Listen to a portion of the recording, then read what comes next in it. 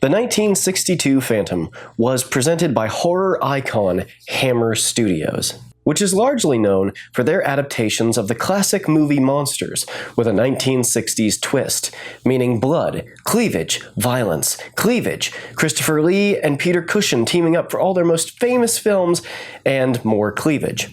This Phantom gets forgotten a lot, which is hardly fair. When I was a kid, this film was maligned. Nobody liked it, except me. I loved this movie, and I'll always stand by, it's one of my highest recommendations on my Phantom list.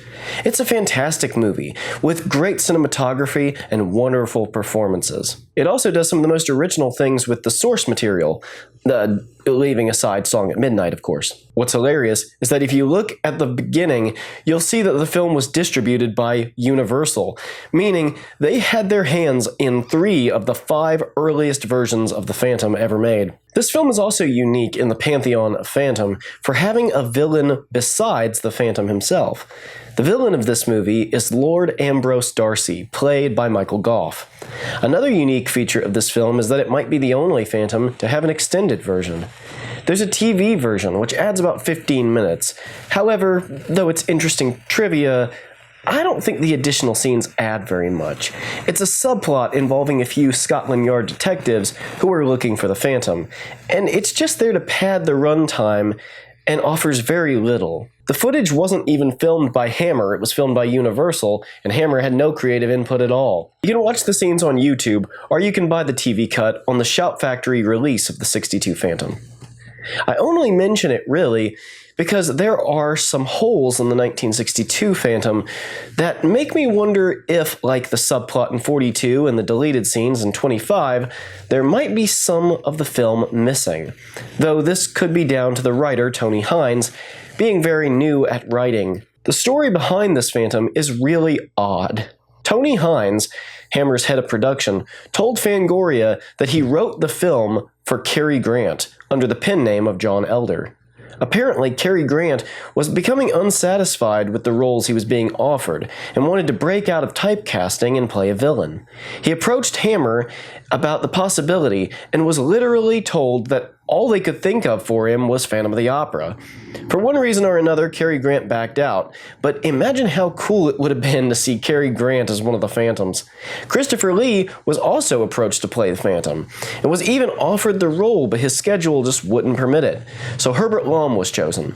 Lom is a fantastically underrated actor who has, in my opinion, never turned in a bad performance. But enough praise and enough introduction, we need to get into the movie.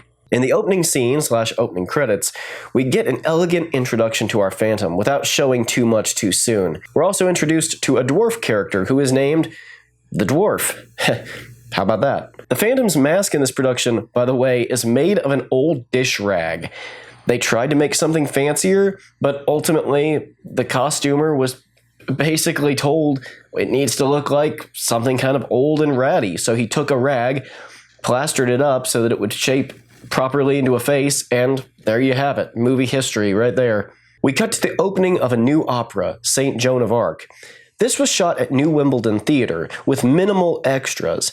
They just kept moving the extras around to make the audience look full, and it really does. It never feels empty. Here we meet Latimer, played by Thorley Walters, who wins the award of being the most competent manager in any Phantom of the Opera movie. He's chatting with Harry Hunter, played by Edward de Souza, who is our Raoul equivalent. His name is inexplicably changed to Harry, but otherwise the character is very close in function to the book. He may in fact be closer in function to the book than any other Raoul. Even though he looks and acts nothing like Raoul from the novel, he's one of the only Raouls in film history to take on a detective role. In fact, he does this more so even than the actual Inspector Raoul in 1943. And he's also one of the only Raouls I want to see end up with Christine at the end.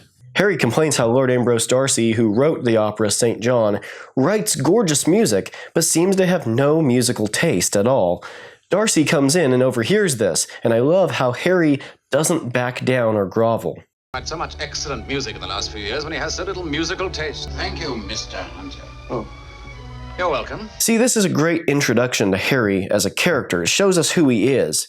He's not somebody who is afraid of this guy, even though everybody else we see is kind of intimidated by him. Maria, who I guess is our sort of Carlotta character, gets scared off by the Phantom and almost doesn't perform.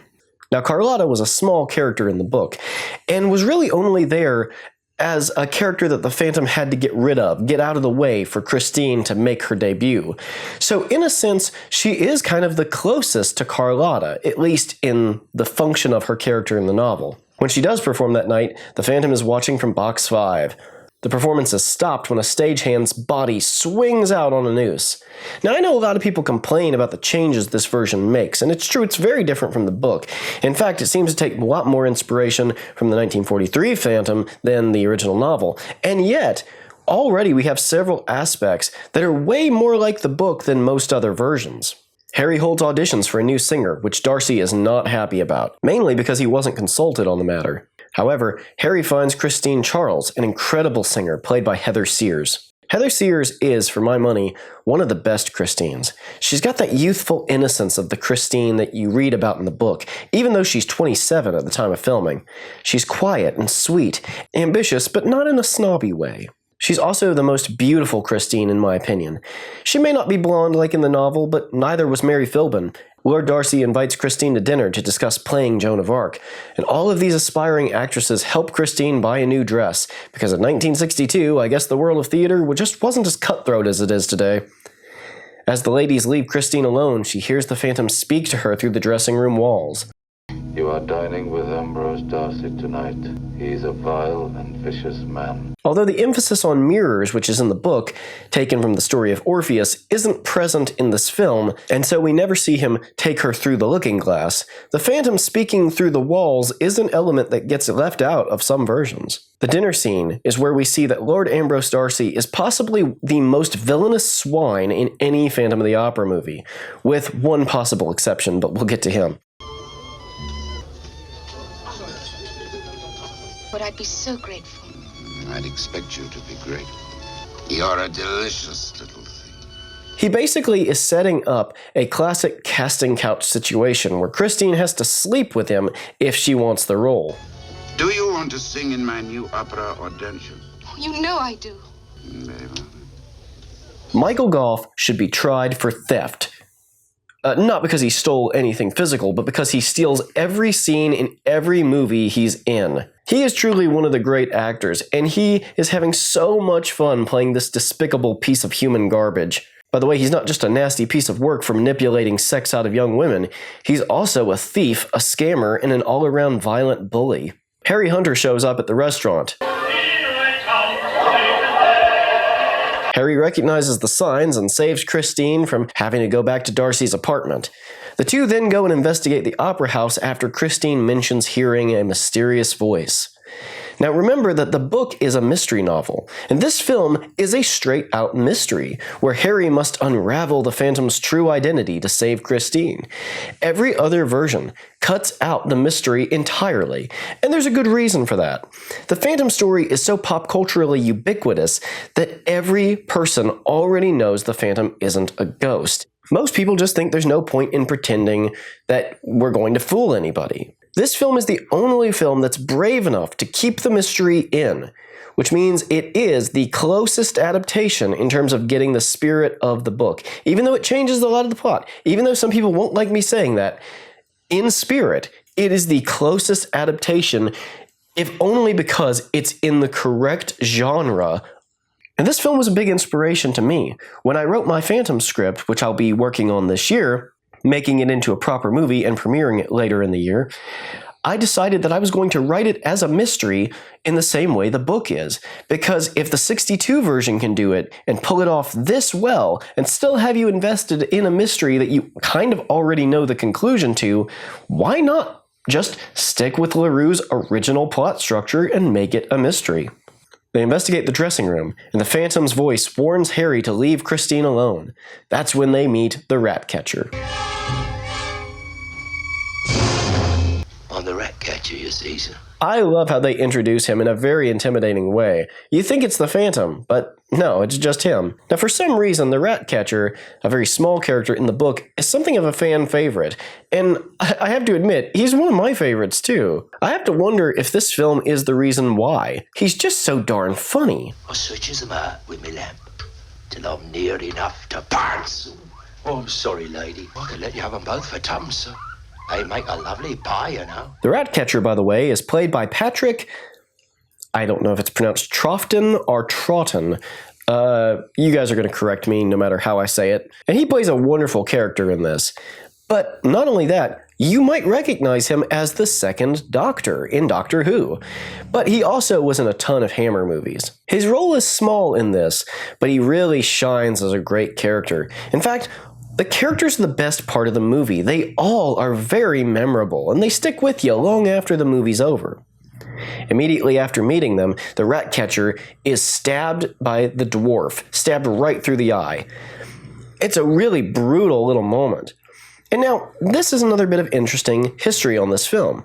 You see, since the script was written to help Cary Grant break out of typecasting, they didn't want to make the Phantom too evil because it might damage Cary Grant's popularity. So instead of having the Phantom go around killing people, the dwarf character does all the film's killing, and the Phantom just protects the dwarf, for reasons that will become clear soon. Harry runs to see what the commotion is when the rat catcher is killed, leaving Christine alone. That's when the Phantom appears in full body for the first time. There's a great build-up where you think the Phantom is about to abduct her, but then she screams and passes out. The scream alerts Harry, and the Phantom flees. That's some great pacing. They don't blow the suspense too soon. The next day we find out Lord Ambrose Darcy has fired Christine because she wouldn't sleep with him. Miss Charles is not to sing in my opera, not in the leading part, nor in any other. When Harry tells Darcy off for his lecherous ways, Darcy fires him as producer too. Just because she refuses to go to your apartment, Mr. Hunter, in the middle of the night, you're dismissed. Again, you just gotta love how Harry is a brave enough guy to just stand up and say, you are a swine, and it doesn't matter how much of a gentleman or how rich you think you are. Harry goes to Christine to comfort her and take her out on a date, since they're both free all day without having a job to, tie them down. While Christine gets ready to leave, Harry finds some pieces of music that remind him of St. Joan. The landlady of Christine's boarding house tells Harry that it was written by a man named Professor Petrie, an old lodger of hers, who died in a fire at a printing press. As Harry and Christine go about the town, Harry investigates Petrie's death and finds out that he broke into a printing press and set fire to the place. When he tried to put out the fire with what he thought was water, he accidentally splashed acid in his own face. He ran out into the street and jumped off a bridge, never to be seen again. During a romantic carriage ride through the park, Harry explains that Petrie must have written all the music Lord Darcy is passing off as his own, but since Petrie is dead, nothing can be done. The two have had really great chemistry up to this point, and their date is genuinely romantic. Again, Harry is the only Rowell character that I want to end up with Christine. Christine gets home, and romantic music is swelling. It's wonderful. It's just so uplifting, and you feel the beauty of their blossoming romance, and then, bam! Now just take a listen to this. That's right, even if you're not a big Phantom fan, almost all of you will have seen the Phantom referenced in this way. A masked man sitting at an organ, playing Bach's Toccata and Fugue. Now the reason this is interesting is because in the book, the Phantom didn't have an organ, it was a piano. In the Chaney film, he had an organ, but it's a silent film, we have no idea what he's playing. This is probably the most culturally significant, the most culturally accepted image of the Phantom of the Opera. Playing an organ, and this specific music on the organ. And yeah, this is the film it comes from. The film that so many people get mad at and complain about, saying, oh, it doesn't understand the Phantom of the Opera story. Well, it actually gave you the most referenced piece of Phantom of the Opera lore. That's just wild. I mean, how do you like that? He takes her to the Phantom's lair and starts teaching her how to sing, opening up her already great singing voice. Build your voice until the auditorium is filled with the beautiful sound of it. Use your voice from here. But the Phantom works her to exhaustion. It's never outright said, but the implication here is that he knows he won't have long to teach her, so he has to teach very quickly and keep her going even though she's exhausted. Here we see Herbert Lom's exceptional characterization. There is 10 years' work there, 10 years of my life. Surely 50 pounds is... I accept. Thank you. Thank you. I'm going to commit phantom blasphemy here, okay? Chaney's phantom was forced to become a homicidal madman at the end of the movie because test audiences demanded it. Rains was never really crazy at all. But this phantom is a realistic depiction of some mental instability caused by a bunch of traumatic events compounding on each other. Scoundrel. Scoundrel. It's my music. It's my music. It's my... He keeps having episodes where he'll tear his music and say cryptic phrases, which we'll soon realize are flashbacks that he's having. It almost feels like a type of PTSD from all of these compounding incidences that he's lived through that damaged his face and ruined his life. While this is all going on, Lord Darcy fires the conductor. When I require any help from you, I shall ask for it. Better ask for it now, because you most certainly need it. And the entire orchestra quits. You're dismissed. Good morning, gentlemen. What are they playing at? You're dismissed! Gosh, that scene is just too awesome for words. He then goes crazy and starts firing everybody. Latimer confronts Darcy and says that he's driving the theater into the ground, and he's going to override Darcy and ask Harry to come back. Harry overhears this, and he's proud of Latimer for standing up to Darcy, and agrees to return. After he finds out that Christine's been abducted, Harry goes to find her. He's attacked by the dwarf and beats him up in a fight that's not too bad for 1960, actually. Once in the lair, he confronts the Phantom, who reveals the truth about Lord Darcy, who stole his music. Many people have said that Chaney gave the Phantom his face. I've heard a few people say that Claud Rains gave the Phantom a voice, but I think Herbert Lom gave the Phantom a heart. His character is so much more nuanced, and his character is so much more complex than any Phantom who came before him. In fact, he's more complex than most of the Phantoms who came after him. Rains and Chaney's characterizations were sabotaged by either studio interference or test audiences. Lom's Phantom gets to be completely his own. By the way, Herbert Lom really pushed for the Phantom's hands and hair to be decaying away because of the exposure to the sewer water. Now, in the book, Eric's hands and hair were ruined by his deformity. His hands smelled of death and they were cold and skeletal. His hair was also wispy and thin, even though it was a different color. Meaning that in a single respect, the Phantom's deformity, as depicted by the Herbert Lom film, adapts an element of the character that no other Phantom film really has. In order to give the flashbacks of Professor Petrie's downfall a distinct visual separation from the rest of the film and make the events seem more uncanny and off, almost every shot in this flashback is filmed at a Dutch angle. When we see Petrie being scarred by acid, you might notice that it's pretty quick. The reason why is that the rat catcher's death and Petrie's scarring were cut down from the original script when they were filmed because Hammer, who usually prided themselves on getting an X rating from the British censors, had decided to go for a more family-friendly rating for Phantom.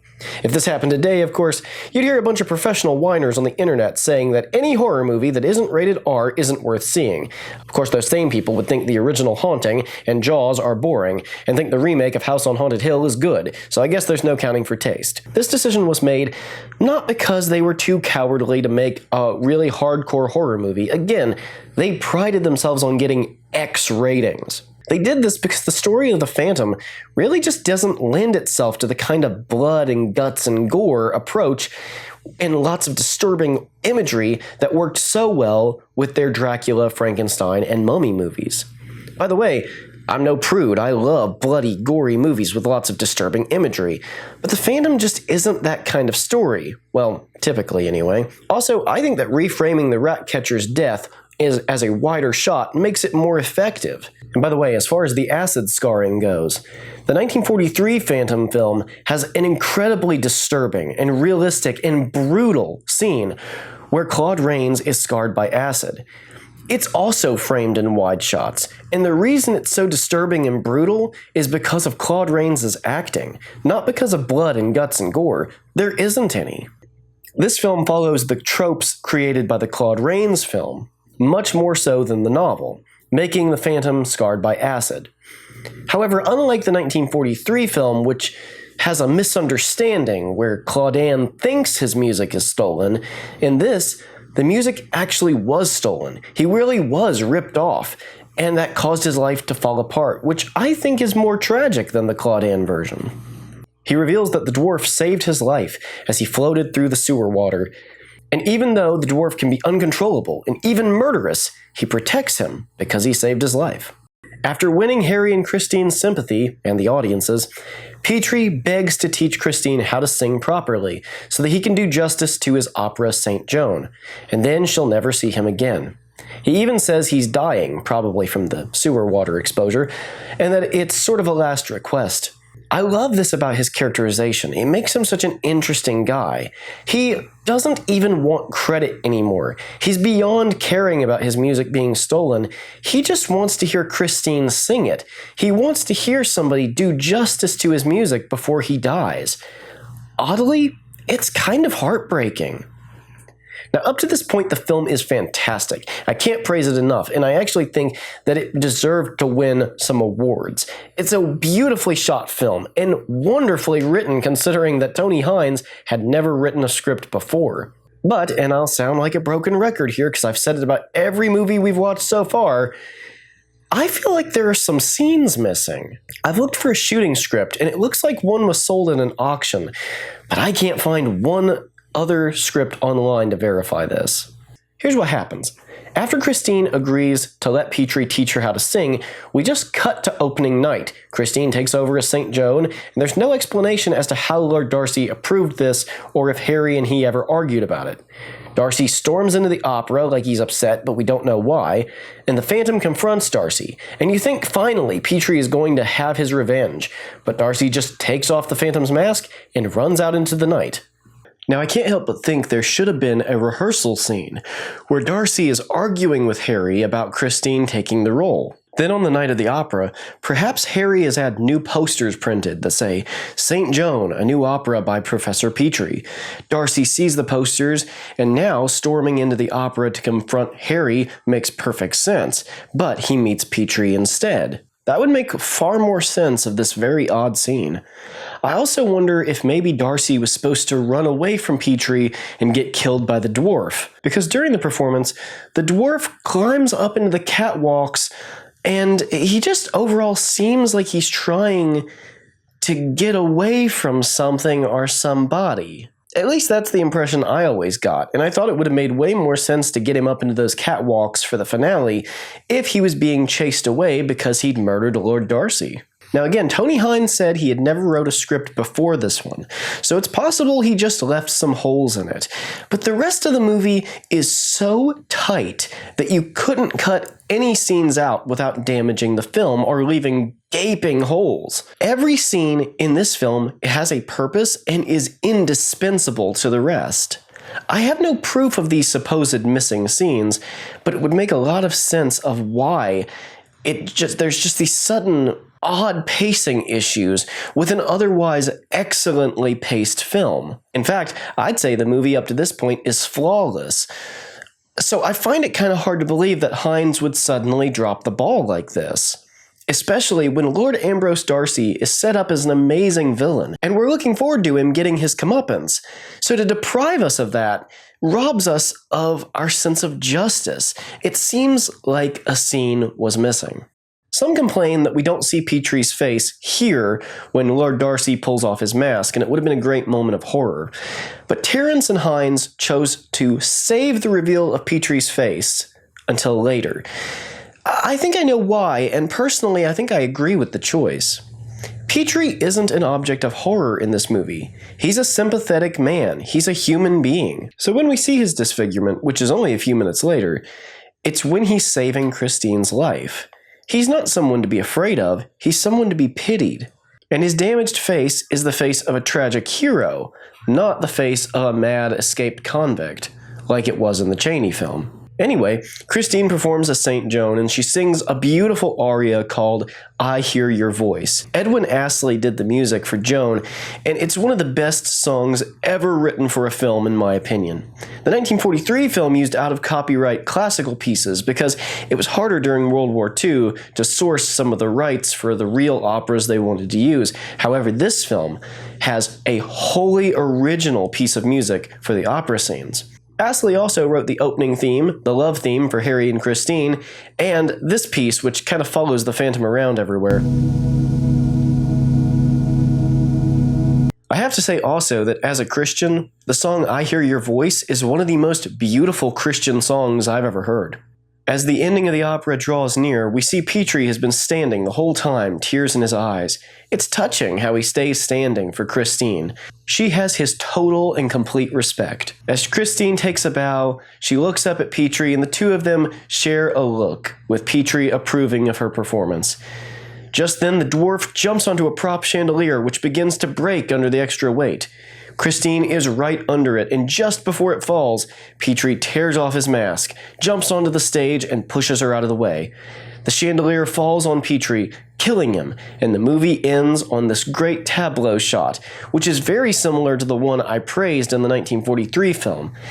And in the 43 film, I said that should have been what they had under the end credits, and guess what? They do that in the 62 version. Petrie sacrifices himself for Christine, giving him a complex ending for a Phantom, which no other Phantom really has. Instead of giving him a straight-out villainous ending like Claud Rains or Chaney, it makes sense that they give him a more satisfying ending because he's probably the most complex cinematic version of this character besides Charles Dance. It shows that right up to the end, Petrie was never really a villain. Now, the British critics often hated on Hammer movies because they were lurid and fetishistic and morbid and most unorthodox.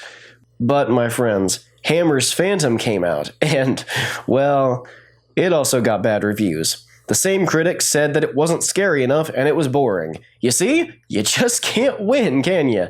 The film, by the way, went over much better in the US.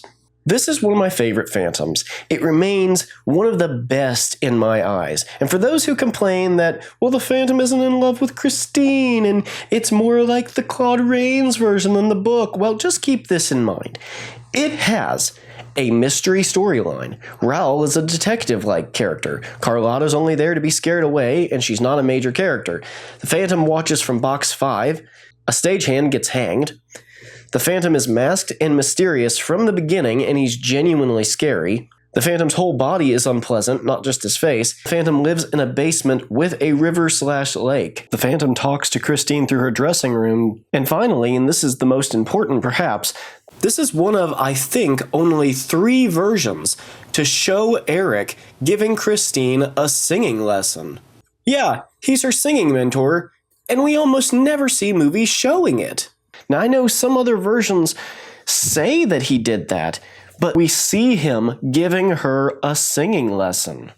So that right there is something that even the Chaney film, in the original 25 cut, as far as I can tell, did not do.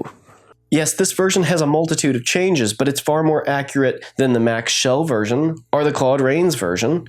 And don't even get me started on the Dario Argento film, which doesn't even have a deformity. It's probably on a par with the 1929 cut of the Chaney film, and even then it has elements that the Chaney film doesn't.